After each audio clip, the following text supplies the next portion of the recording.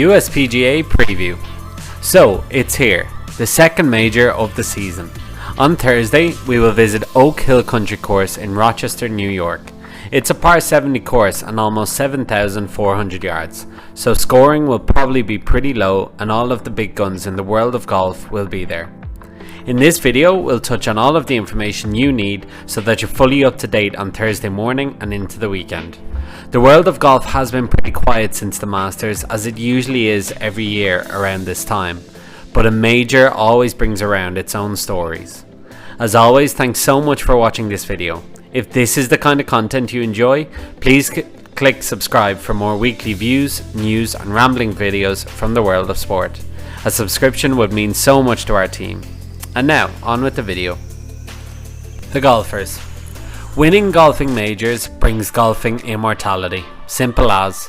The Masters at Augusta is the first major every year, and it's probably the most important one.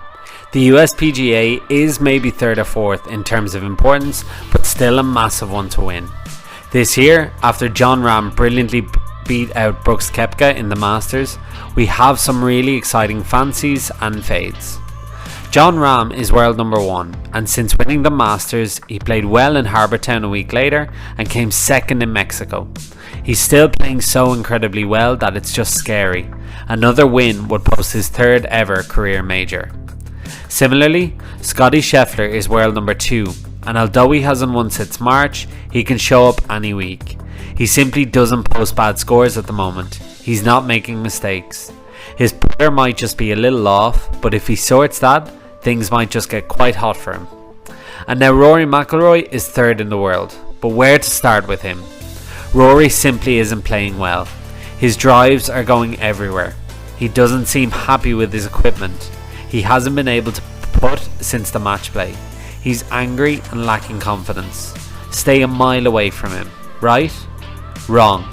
This is one of Rory's favourite courses. His wife is from the area, so he calls it an adopted home.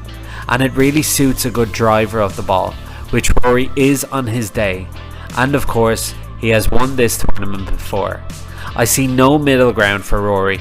I really feel he either misses the cut or wins the whole thing. Hoping for the latter, obviously. Hoping for a ruthless Rory who comes out taking chances and just golfs angry. No idea who you're actually going to get though. Some other fancies.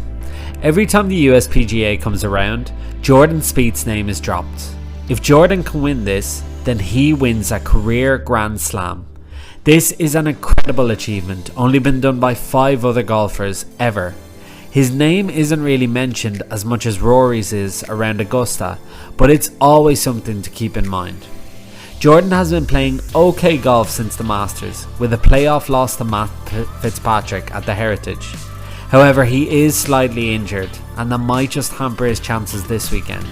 However, if that motivation is there and he gets firing, the whole world will be rooting for him to win it. It is definitely about time for Cameron Young to step up and win one as well. He is a New Yorker, so may have some insight to this course. He also smashes the ball a long way, so that's huge this weekend. Again, he has been trending upwards, and performing at the majors doesn't scare him. He is looking for his first win, but it could come at the major. He could also be the man to beat this weekend. Finally, Gary Woodland is just one more of my picks, just because.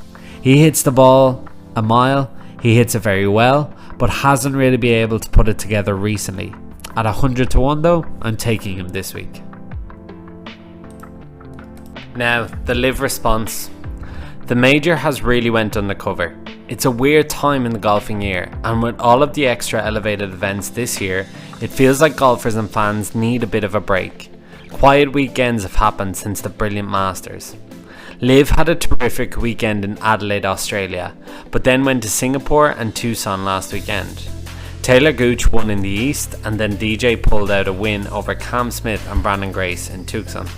They send most of their best to Rochester this weekend as well, but the buzz just isn't there like it was in the Masters. Despite that, I really feel the Liv players will run with things again this weekend. I think we might have about 4 of them in the top 10, and Liv will be celebrating wildly once again. Cue the champagne. I think DJ, Brooks and Cam Smith are the men to look out for. Taylor Gooch has been playing brilliantly too recently, and the South American duo of Joaquin Niemann and Abraham Ancer may well compete too. We will see as we get closer.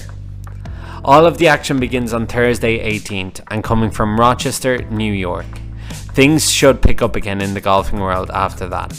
It looks to be a great competition once again.